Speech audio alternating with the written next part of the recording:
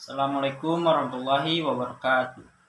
Yang terhormat dosen pengampu studi hadis Ibu Haji Dewi Miflatul Fauziah, saya Muhammad Abdul Majid, nomor NPM 2110631110231 dari PAI kelas 1F. Di sini saya akan menjelaskan tentang hadis riwayah dan hadis diroyah. Ilmu hadis itu terbagi menjadi dua. Yang pertama, ilmu hadis riwayah, dan yang kedua, ilmu hadis diroyah.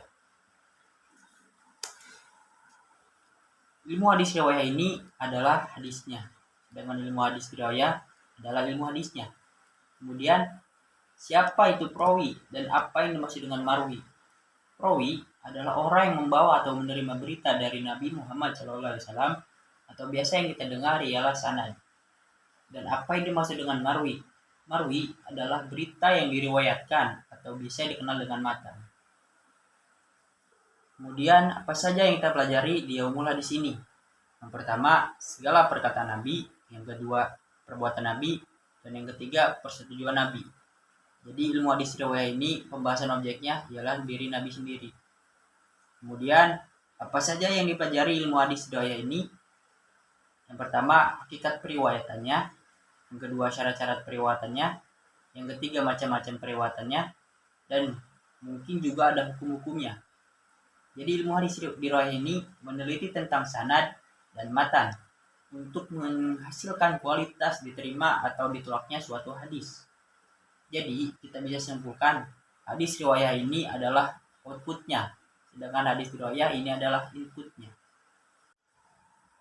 Syarat-syarat periwayatan hadis terbagi menjadi 3 metode.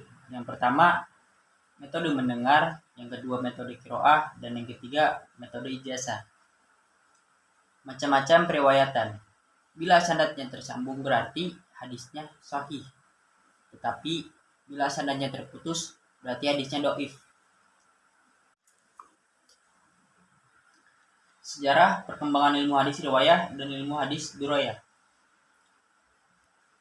Perkembangan ilmu hadis riwayah pada zaman Nabi, dilarangnya menulis ilmu hadis. Kenapa? Karena takutnya hadis Nabi tercampur dengan Al-Quran. Karena Al-Quran memakai bahasa Arab dan hadis juga memakai bahasa Arab. Perkembangan hadis pada masa sahabat. Nah, di masa ini adanya pembatasan periwayatan dan dilakukannya relay ilmiah. Perkembangan hadis riwayah pada masa sahabat. Ini sudah secara lisan dan harus ada saksinya 2 orang jika yang disaksikan mendengar hadis Nabi ini. Perkembangan hadis riwayah di masa tabi'in ini dibukukan atau ditulis oleh perintah Umar bin Abdul Aziz. Dan ulama yang pertama menuliskan kitab adalah Ibnu Syihab Az-Zuhri. Dan di masa ini juga hadis masih tercampur, mana ilmu hadis dan mana fatwa sahabat. Perkembangan ilmu hadis riwayah pada masa tabi'in di masa ini bisa disebut sebagai masa kemasan, di mana hadis dan ilmu yang lainnya sudah terpisah atau sudah terfilterisasi. Perkembangan ilmu hadis riwayah pada masa tabi'in. Ini penulisannya sudah sistematik dan sudah muncul muspadah dan sebagainya. Perkembangan ilmu hadis riwayah pada masa tabi'in.